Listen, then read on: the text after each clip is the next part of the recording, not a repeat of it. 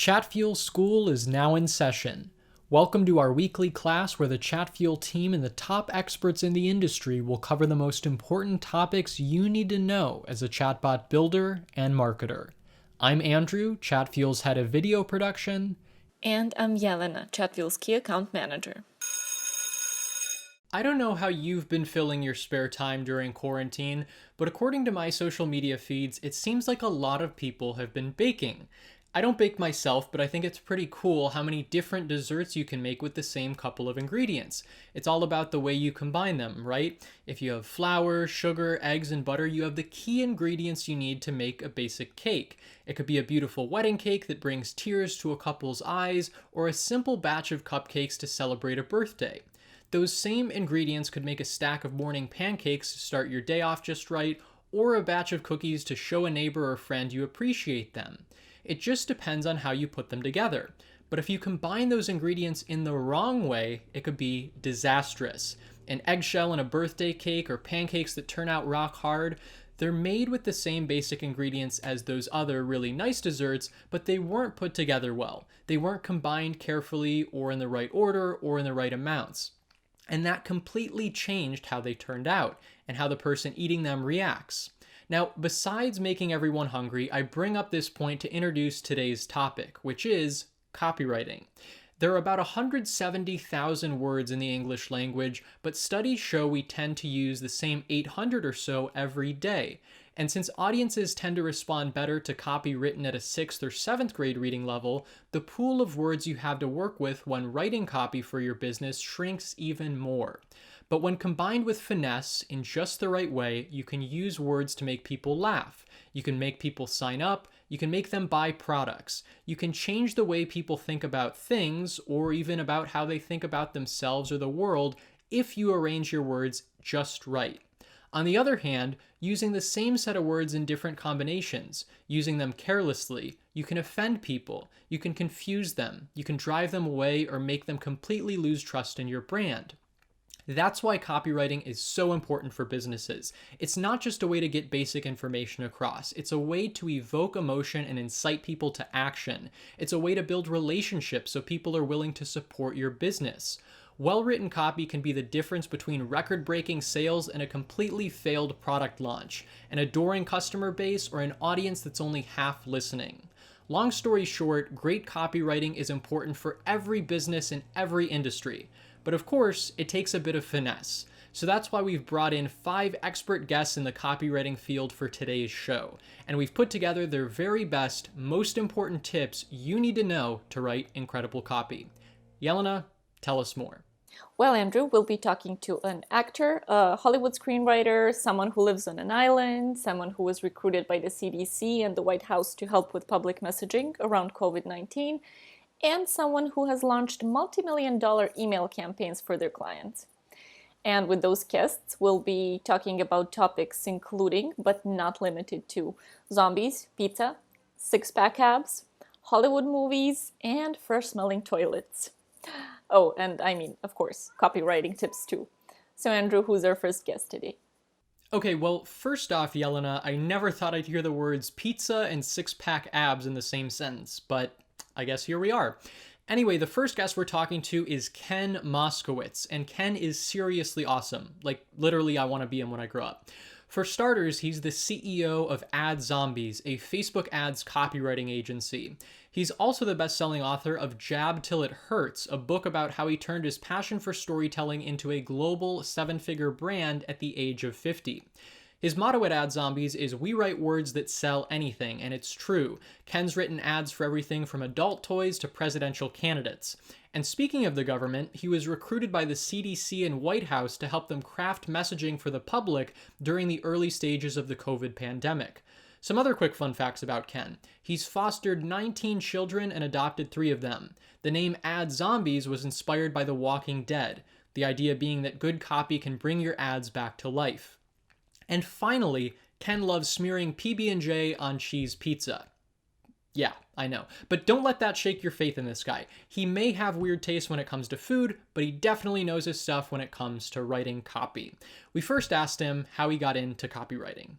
I was a weird kid. I used to sit in my bedroom on weekends. When my family would go to the beach, I would stay home and spend my time listening to the radio. And so I started making mixtapes in my bedroom as a kid, like 12 years old, but they weren't the mixtapes that you would think of, like with music.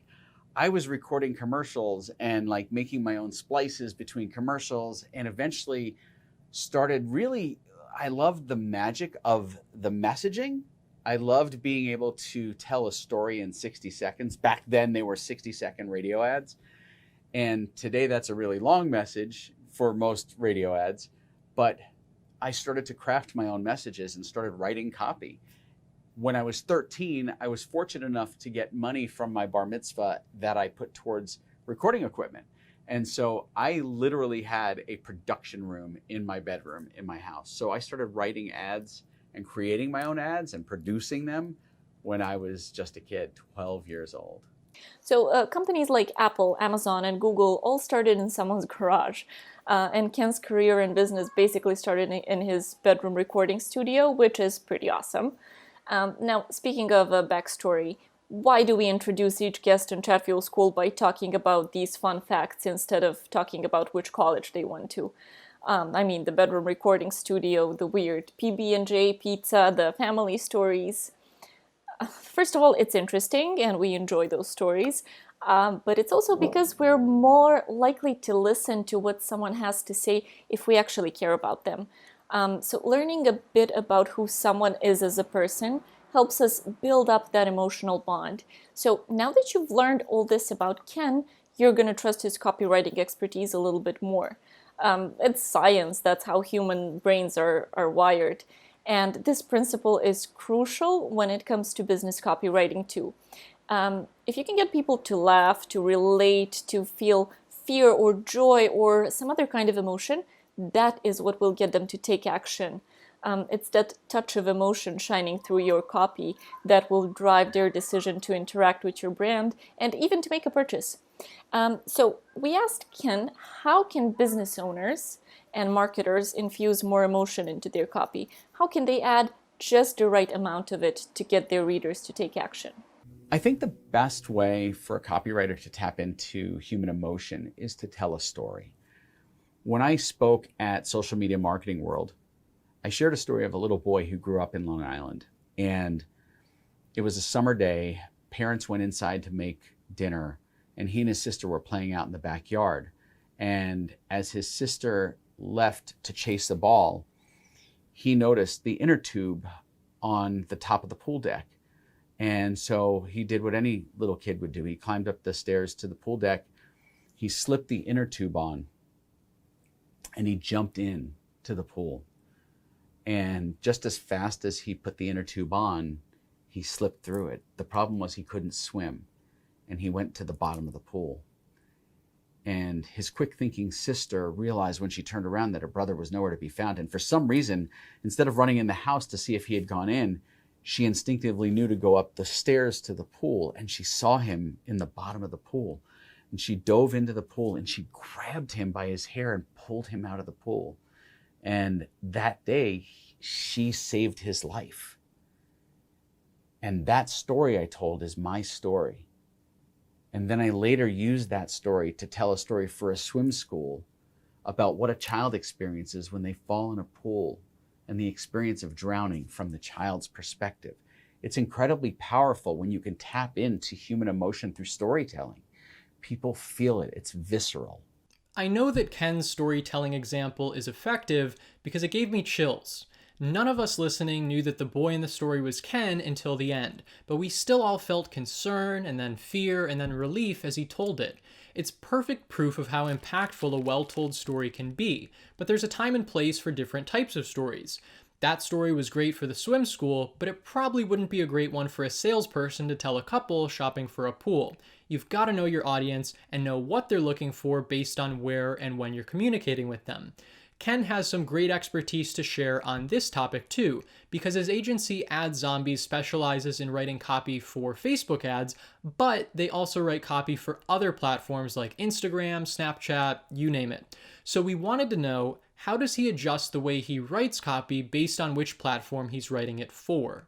Oftentimes, people will try to shoehorn a Facebook ad into an Instagram feed, or they'll take an ad copy from LinkedIn and they'll try to make it work on Facebook. And the reality is that there's different conversations going on these platforms.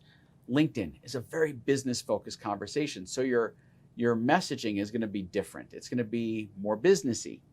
On Facebook, it's more of a personal relationship. It's a conversation. And so your message, your ad copy needs to be conversational. And on Instagram, there are also big differences in where the headline is versus the image or the video. So you want to be thoughtful of that, especially and I know I've done this in the past because we're not perfect, right, as humans, where I would have an up pointing emoji on a headline, but on Instagram, I'm not pointing up at the image is down below. And so you have to think contextually about each platform and what the user experience is, so that when you craft your message, you're crafting it for the platform, for the user, and for the experience they have on that platform. It's actually true that, if you really step back and think about it, each social media platform does have its own use and kind of its own subculture. Like how Twitter wouldn't be Twitter without hashtags, but they're not that big on Facebook, even though they exist there as well. And how emojis are a completely normal part of Instagram speak. Yet if you use emoji on a social network like Reddit, you stand out as a clueless newbie. So if you want to write effective copy on a certain platform, you have to follow that platform's rules and norms to actually really reach people. Now, we've talked a bit about different platforms, but what about different mediums? We know Ken's agency also produces videos in addition to writing copy. So we had to ask him, what's the relationship between copy and video, especially when it comes to video ads? Video really complements a well-written ad. Now, complements, yes, but it doesn't always have to match the ad. Sometimes you want just a scroll-stopping video that has nothing to do with the copy in the ad, and other times you want stuff that's complementary. But they really go hand in hand. We've also found over the last many years that video ads convert at a much higher rate than static image. When you're scrolling the news feed, static images just fly by, but video is in motion as you're in motion. So that dynamic of movement upon movement grabs your attention. And if the visual is really eye-catching, like we have one ad where there's a spider that's crawling across the screen. It takes up the entire screen almost, but it grabs your attention. It's a disruptor. And when you have images like that, it stops people from scrolling, which then gets them to read. All I have to say about that is I hope Ken's excluding people with arachnophobia from his audience targeting. But it's true that a spider crawling across your screen will make you sit up and take notice. And if that video ad has some enticing copy to go along with it, that's how you'll get people to click, right? It's a match made in heaven, skittering spiders and carefully crafted copy. After all this talk about awesome video ads, now seems like a good time to cut to some of Ken's best work in this area. So let's check these out. We'll be back in 60 seconds.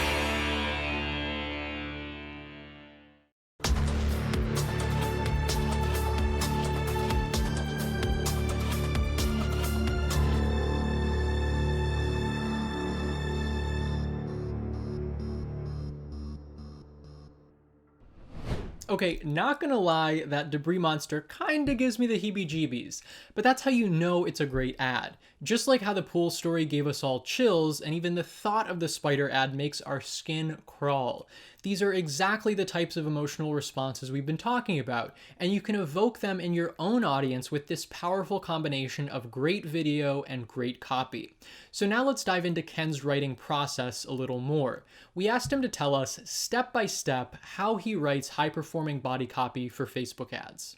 You know, for me, the process starts with video, and then I go into the headline. And I'll write sometimes 15 headlines, 20 headlines. And sometimes they're nonsense. Sometimes they have nothing to do with the ad, but they're just random words that help inspire new ideas. And then I'll move from that to the body copy. And then I will go back to the headline and refine based on what came out of that. And so, but I have a very set routine. I always start with that video. If it's a video ad, if it's not a video ad, then I'm just starting with words. But I always start with video, then multiple iterations of headline, and then into the body copy. Then I go back and refine my headlines. My headlines are the most important part because the headline's number one job is it's the ad for the rest of the ad. And if your headline doesn't get the eyeballs to move down to your body copy, you're screwed. So the video has to stop the scroll. The headline has to be the ad that sets up the rest of the ad and gets them to read further down. So that requires the most attention in an ad for me. I think it's such a cool answer to this question because it reminds us that copywriting is actually an art, and you've really got to tap into your own creative process to do it well. In terms of the process, it reminds me of the process of writing a song, for example. Musicians don't usually just write out a complete finished song, both music and lyrics in one sitting. They start with a flash or an inspiration, and then they tinker around with it. They'll try out a few wrong notes before they find the right ones, and they'll cross out lyrics that don't quite fit until they actually find the ones that do. And it sounds like copywriting is the same way. It takes some trial and error and a bit of patience to get it just right. So that got us thinking, does Ken have any secret weapons to recommend that can help make copywriting easier? Hemingway app is an app that I love because you can put your text into it and it will tell you readability, if you're using too many adverbs, if you're writing in a passive voice. And so that's a really powerful app to help you become a stronger writer. And then the other app is Natural Reader. Naturalreader.com, I believe, is the website. And it will read back your script, your copy to you in a natural human voice. And you can choose different voices. But what I like to do is close my eyes and listen to that, to the script being read back or the copy being read back, because I can hear if there are mistakes in the copy.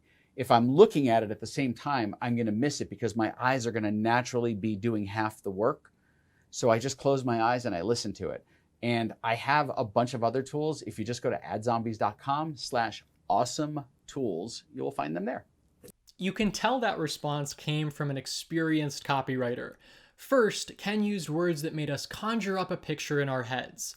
I don't know about you, but I'm seeing Ken in my mind's eye, laying on the couch with his eyes closed and cucumbers over his eyes, calmly listening to his copy being read back to him.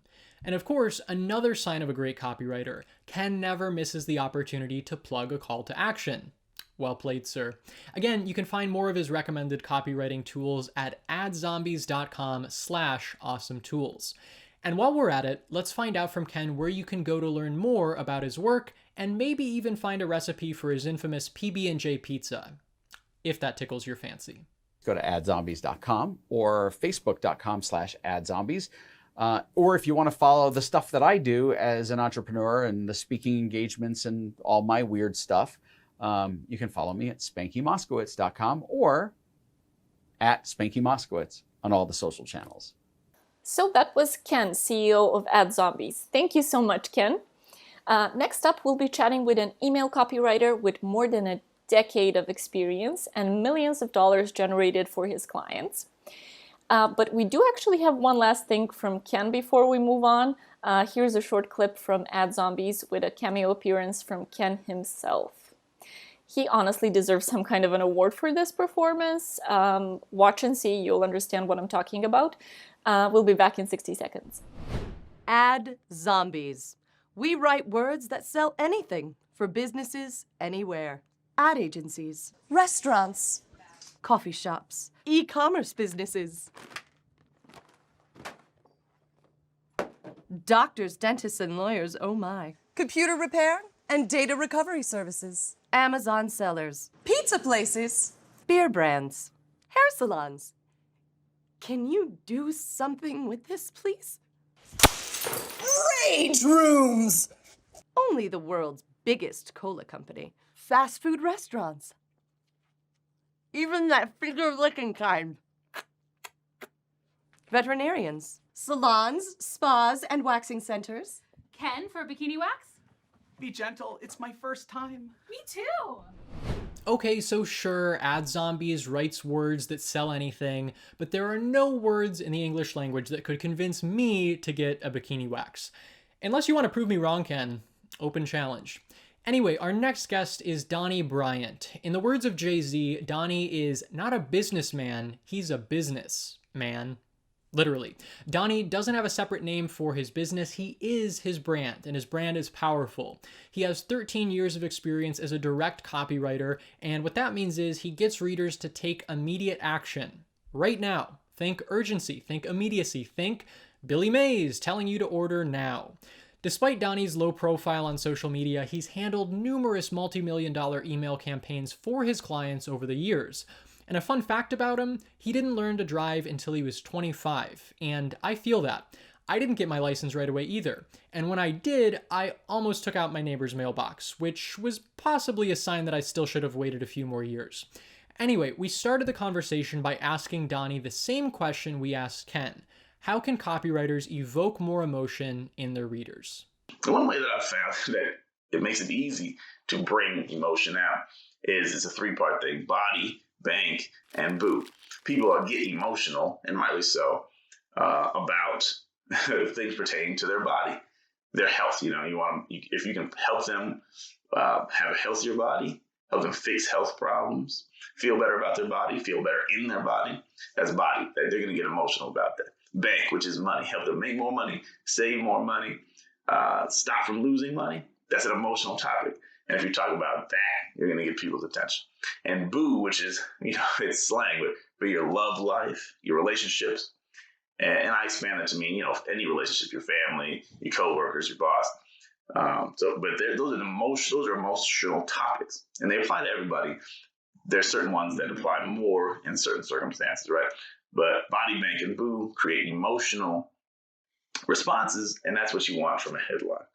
The point about appealing to relationships is such a good one, and I think brands will often use this in kind of subtle ways. It makes me think of high-end fashion brands like Gucci or Rolex. They make you want the exclusivity that comes with wearing their label. People don't necessarily buy those for the products themselves. They buy because owning and wearing them is a status symbol that will make others perceive them in a certain way. So it's that feeling that some of these big brand names are selling. But how do they do it exactly? How can you write copy to speak to deep human needs and emotions? That's the next question we had for Donnie, and he gave a great example of selling a 6-minute workout routine to help customers achieve six-pack abs. And that's the thing. That's the thing. I want six-pack abs, sure. But deeper than that, if you really want to connect with your reader, what does it mean to have six-pack abs? What will it mean to him? Does it mean he's finally going to be comfortable at the beach without wearing a shirt, right? He's finally going to feel confident talking to people he wants to get a date, but he's always scared to talk to the people he's interested in. Once you do this 6-minute process, right, you're going to be able to talk to the girls you like. So the takeaway here is to go a level or two deeper than the actual item you're selling. Think about the feeling or the lifestyle people gain after they buy a product like yours. It's just like Jelena said, right? People typically don't buy a $500 Gucci belt because they really appreciate the craftsmanship. They're paying for the way it makes them feel, for the lifestyle it shows off to others. And that's exactly why I'll be following up with Donnie after today's show about that summer beach bod training he mentioned. Okay, so Donnie told us about the 3 B's: bank, body, and boo. But within each of these 3 categories, there are a lot of different feelings you could speak to with your marketing and copywriting. And if you're not addressing the motivations of your target audience really specifically, they won't respond like you want them to. So our next question for Donnie was, how do you get more detailed on what your particular audience wants? It's really all about research. Now, this is one of the things people hear me say all the time, and you get bored of hearing it. But research separates the amateurs from the professionals. That's what it boils down to. So you need to, like one of the previous questions, you need to know somewhat where your reader is emotionally and mentally, where they are in their lives. So kind of the things that are on their radar. Do some research on that and think about those things. Like, what is something that's going to appeal to that mind frame? What's going to appeal to that emotional state? Talk to people who have bought from you before and find out why they bought from you. If you got salespeople, talk to your salespeople and ask.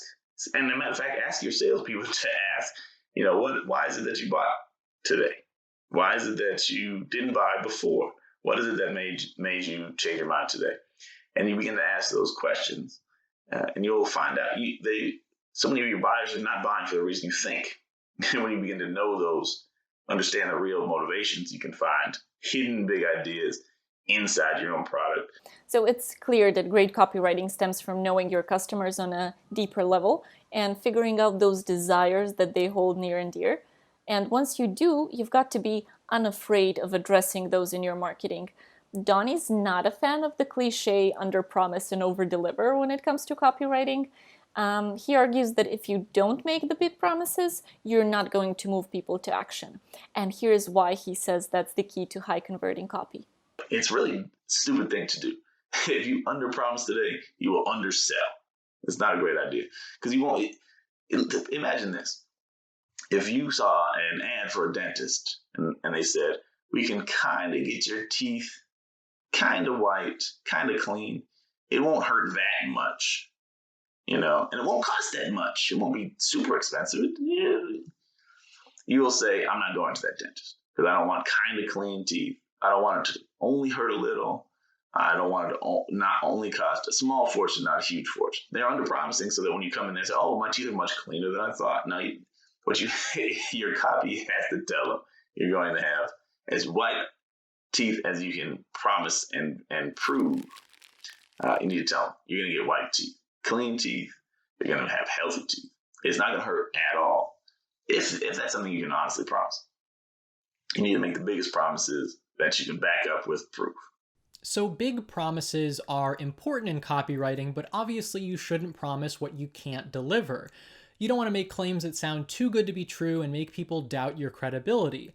Like if Tinder targeted me with an ad promising that Kylie Jenner will swipe right on me if I sign up, tempting, but I'm just going to have a hard time believing that's true, so I'm probably not going to click that call to action. Promising way more than you can deliver is one copywriting mistake to avoid, but there are lots of other pitfalls you should watch out for too. When we asked Donnie about the most common copywriting mistake he sees, this is what he said. Companies want to write copy, focus on themselves. My product is this. We've been around for this many years. Our CEO is, voted People's Sexiest Man in America this year. That doesn't matter that much to a person who doesn't want your product, who's not interested in what you're saying, or whatever. So your copy has to speak to the reader where they are, mentally and emotionally, and then you can pull them in and say, guess what? This will help you. And it's going to be coming, you're going to get a package from the man who people voted as the most sexy man of the year this year. Or how about buy this 6-minute abs training program and you'll become America's Sexiest Man of the Year? No, just kidding. That was a test for all you viewers. That would be a classic case of promising more than you can deliver. But then again, check me out in a few months after I've been on the 6-pack abs program for a while. We'll see. So those are the top insights from Donnie Bryant, copywriter extraordinaire. Big thanks to Donnie for joining us on the show today. You can learn more about him and his work at donniebryant.com. That's DONNIE-Bryant.com. Next up, we're chatting with a copywriter who lives on an island and runs a $500,000 copywriting business with just a small team. To kick things off with this next guest, we thought we'd show an example of what you don't want your copywriting to sound like and get her take on it. Check out this 30-second clip. For a number of years now, work has been proceeding in order to bring perfection to the crudely conceived idea of a transmission that would not only supply inverse reactive current for use in unilateral phase detractors, but would also be capable of automatically synchronizing cardinal grammeters. Such an instrument is the turbo-encabulator. So I couldn't even watch this whole ad, and here's why. Because if you do not speak the same language as your potential customers, you have lost them. You might know what a unilateral phase detractor is, but does your audience? If the answer is no, or you're just not sure, then you want to play it safe and explain what you offer in terms that anyone can understand. And keep in mind that the average reading level in the US is at around an 8th grade level. So if a 13-year-old wouldn't be able to figure out what you're talking about, you need to simplify it. Speaking the same language as your potential customers. It's a perfect way to think about it. You need to make sure you're on their wavelength and are communicating in a way they'll be receptive to. These words of wisdom came from Shanty Zack, our third guest on this week's episode. As we mentioned, Shanty lives on an island. It's off the coast of Vancouver, Canada, so she's basically living out Animal Crossing in real life.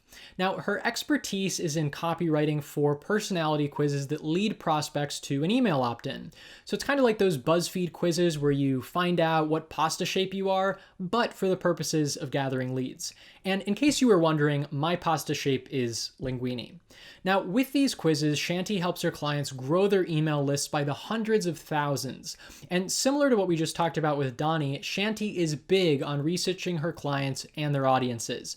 She does a minimum 2-hour onboarding call with every new client before she writes a single word of copy for them. She knows how important it is to really understand her clients' prospects and customers before she tries to reach them with her writing. And one more crucial fact you need to know about Shanty: if she weren't a copywriter, she'd have a food truck called the Sauce Boss. Maybe it would serve marinara over linguine. So our question for Shanty was about how to write copy for products that are a little more complex than delicious pasta. How can you appeal to your prospects' needs and get them to take action without losing their interest? Well, the first thing is to focus on benefits over features. So here's an example of a feature. Our t-shirts are 100% cotton. Cool. What's the benefit in that? So if you were to flip that and talk about the benefit, you could say, our t-shirts are so silky smooth, you'll feel like you're wrapped in a warm hug all day. Which of those statements feels more compelling? The benefit one, right? So for every feature you write, you want to think of what is the deeper emotional benefit that they'll experience from this, and really lead with that in your messaging. So I don't know where this t-shirt is that Shanty's talking about, but I'm sold. I'll honestly take 12. Now, all this talk of pasta has me thinking about wine. Don't judge, it's almost evening here in my time zone, and, wine and copywriting make me think of this Hemingway quote that goes, write drunk, edit sober. So I wanted to ask Shanty whether or not it's actually good advice for copywriters, and here's what she said.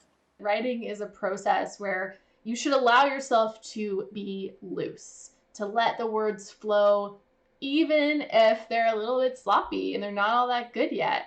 And clarity comes when you go back and edit. So a lot of people edit while they write, and it just completely slows your momentum. It's like you're having a picnic with some drinks in the park, and then editing comes in. It's like getting busted by the cops. It's just a buzzkill. So I feel like that's what Hemingway meant, and I do think it is good advice. That makes perfect sense. I can just imagine the look on Jelena's face if someone interrupted her while she was enjoying her wine. In the words of Shanty, allow yourself to be loose. Let it flow even if it's a little sloppy, which applies nicely to both first draft copywriting and to a glass or two of vino.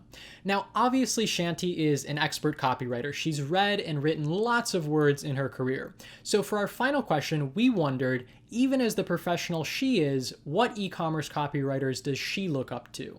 With e-commerce, anything that the Harmon brothers have touched, I love.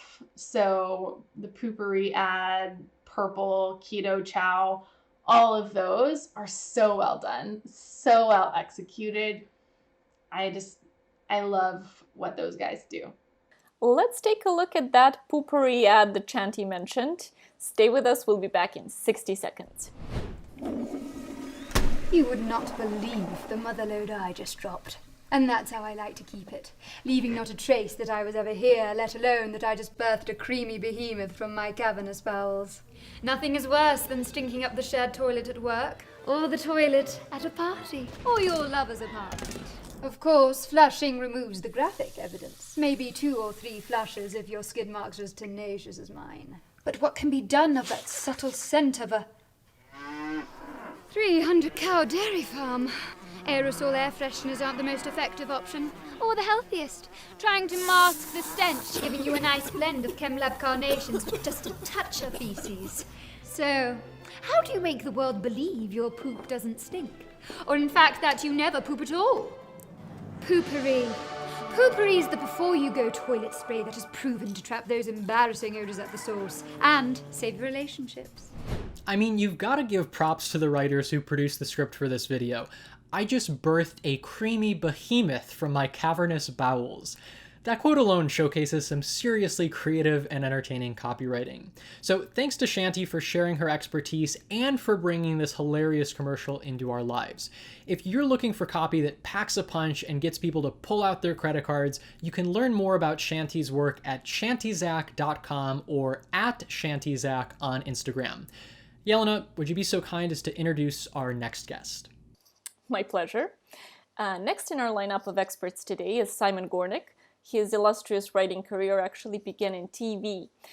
He got his start working at the BBC in London, and from there he moved across the pond to Los Angeles, where he wrote taglines for Hollywood movies.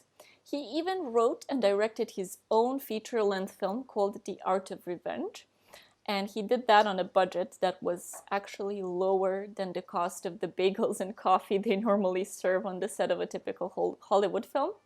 So that's pretty impressive.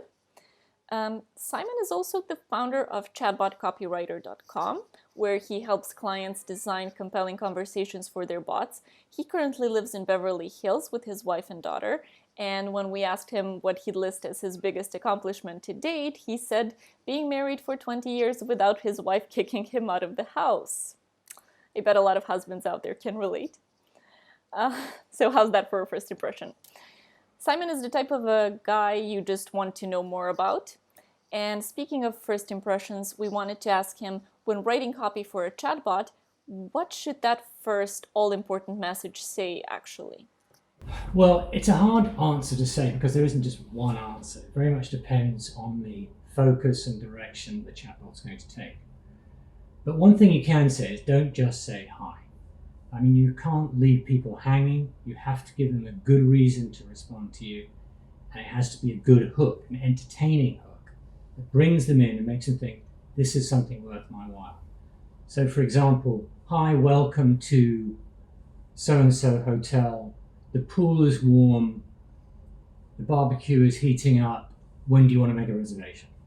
That's a great line of copy too, because it appeals to the senses.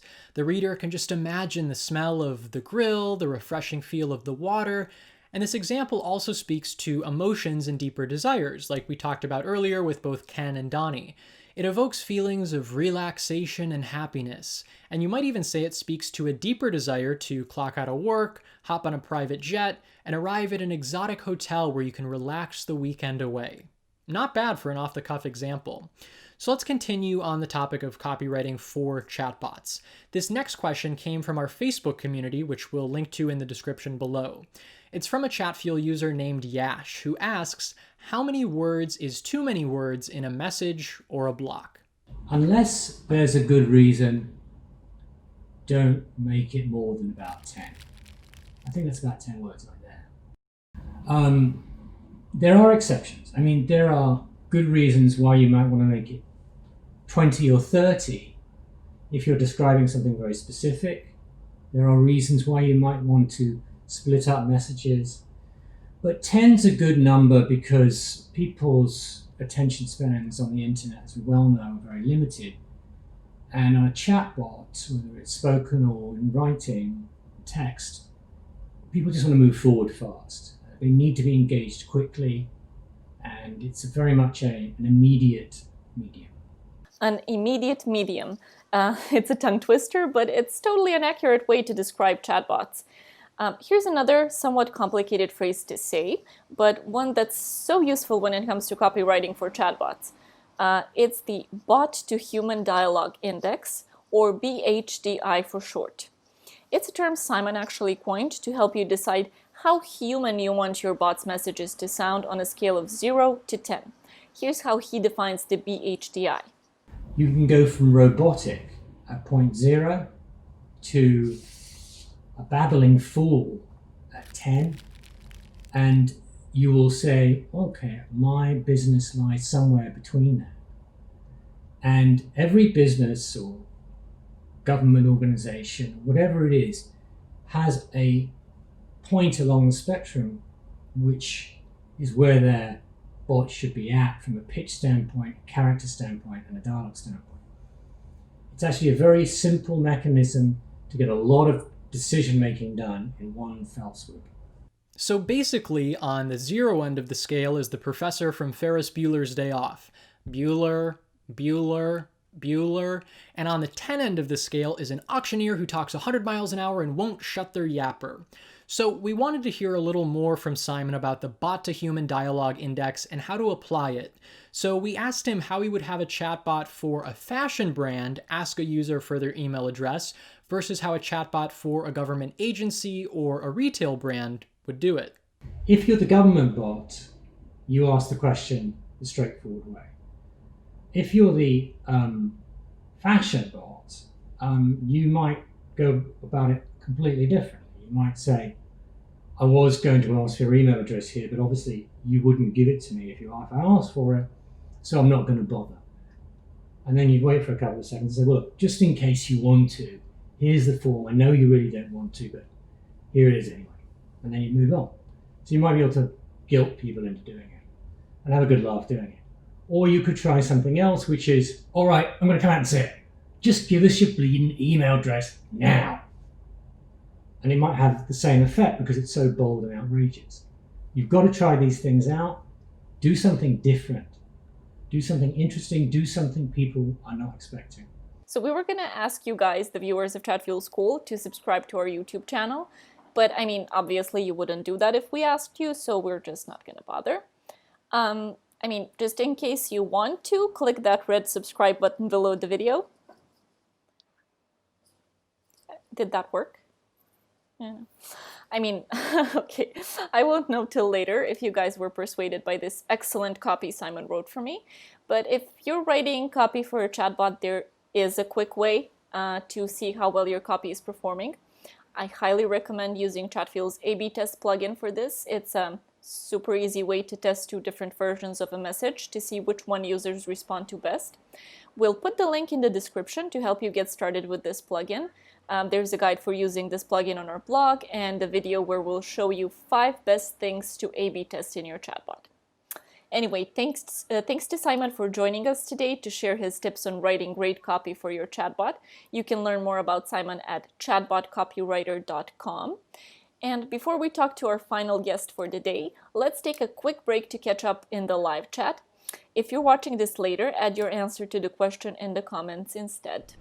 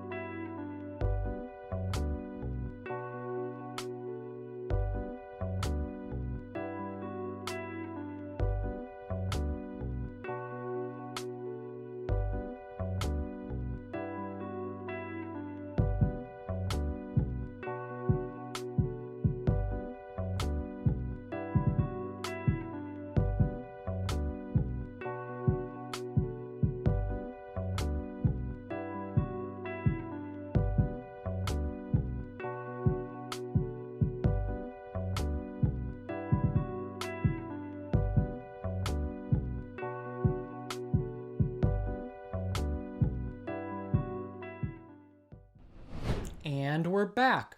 Our final guest for this episode is expert chatbot copywriter Alexis Bartok. She's the head copywriter at Messenger Funnels, which you'll recall if you've been with us at Chatfuel School since the beginning.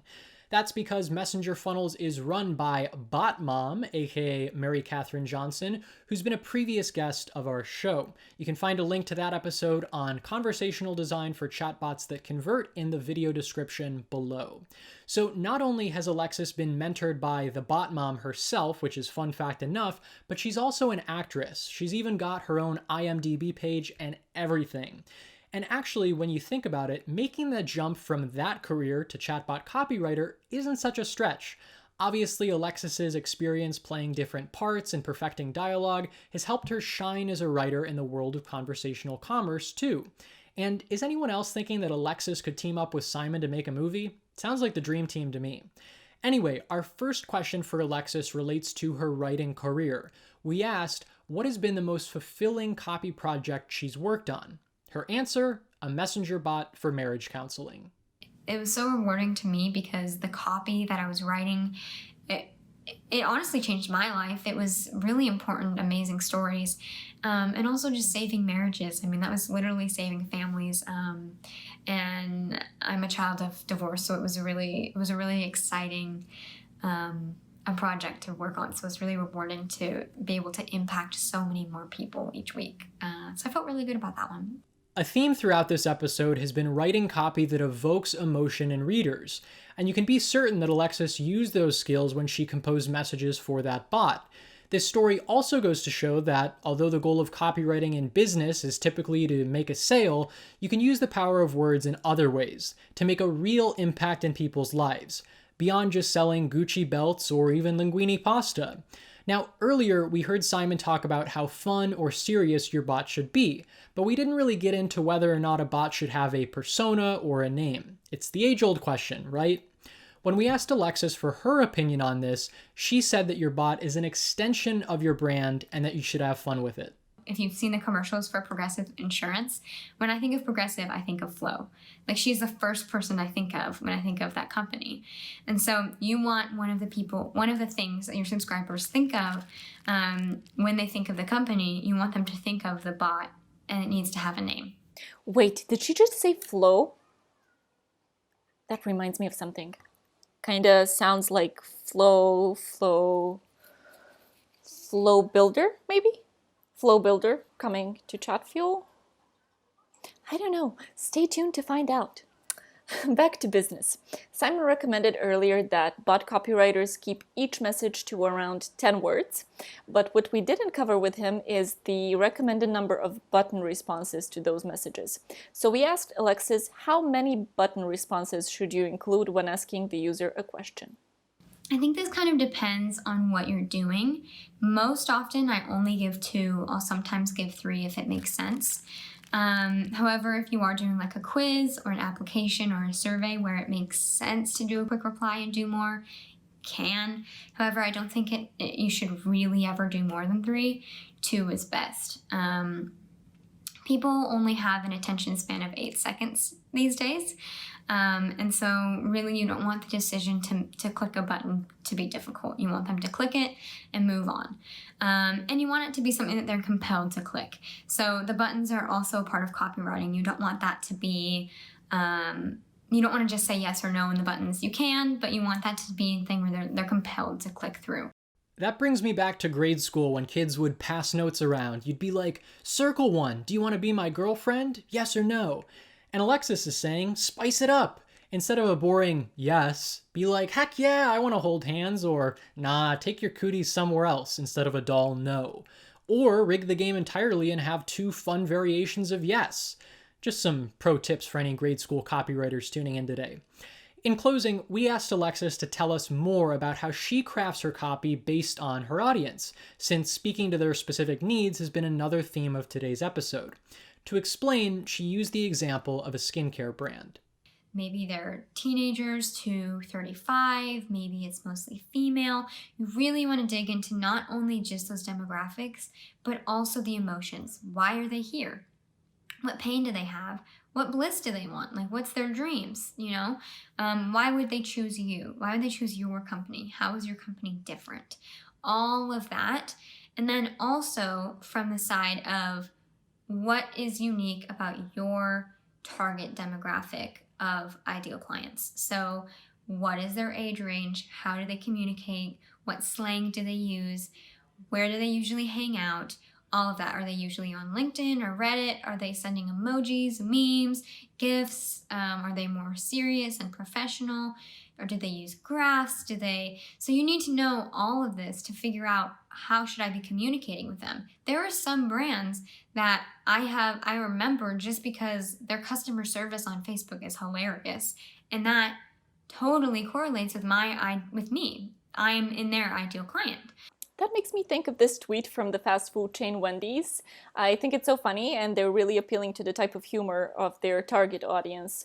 Basically, someone tweeted at them saying, "I want Wendy's, but my girlfriend wants McDonald's. What do I do?" And Wendy's responded saying, "There are plenty of fish in the sea." And that kind of, humor has been proven to resonate with their target audience, so it works. For their brand. And maybe Alexis and Simon should produce a comedy flick about all of Wendy's hilarious tweets, and then they can recruit Ken to bring in some zombies to add a little drama, and then Donnie can teach everyone how to get a 6-minute six-pack abs for the Hollywood premiere. I'd watch it because I pretty much binged all of Netflix during the quarantine, so... Anyway, you can find out more about Alexis at messengerfunnels.com and botacademy.com. Thanks so much for sharing your insights with us today, Alexis. We're going to break for one more question in the live chat or in the comments if you're watching after the premiere. We'll be back in 60 seconds with our top 3 takeaways from today's jam-packed episode, so don't go anywhere.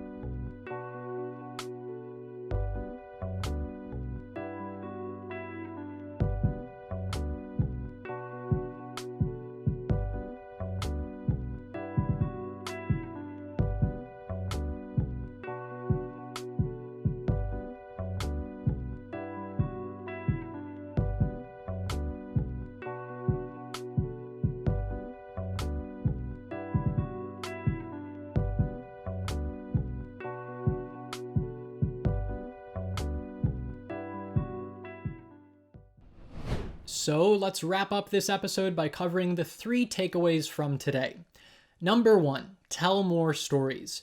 Remember that story of Ken's sister saving his life? It was visceral. It made you feel something. The fact that I'm bringing up Ken's story again now means it was memorable. Humans love stories. It's just how we're wired. So as a copywriter, you can tap into that. You can channel that emotion and use it to get people to take action. Number 2, appeal to body, bank, and boo. We love Donnie's 3 B's for copywriting. They point out 3 universal desires: being confident, making money, and nurturing relationships. Researching your audience and appealing to the 3 B's is the foundation for writing copy that converts. And number 3, focus on benefits, not features. As Shanty said, would you rather buy a 100% cotton shirt or a shirt that feels like you're wrapped in a warm hug all day? Would you rather have a high-definition night vision camera or a dependable home security system that protects your loved ones around the clock? We're all humans here, and so are our readers, so talk like one in your copywriting. That does it for today. Join us next week, same time, same place, for another episode of Chatfuel School. Thanks for attending class today at Chatfuel School. Subscribe to our YouTube channel for even more actionable and educational content. And don't miss out on next week's class. Click the link in the YouTube description to get a reminder when we go live. We'll see you again next Friday at 8 a.m. Pacific. Happy botting.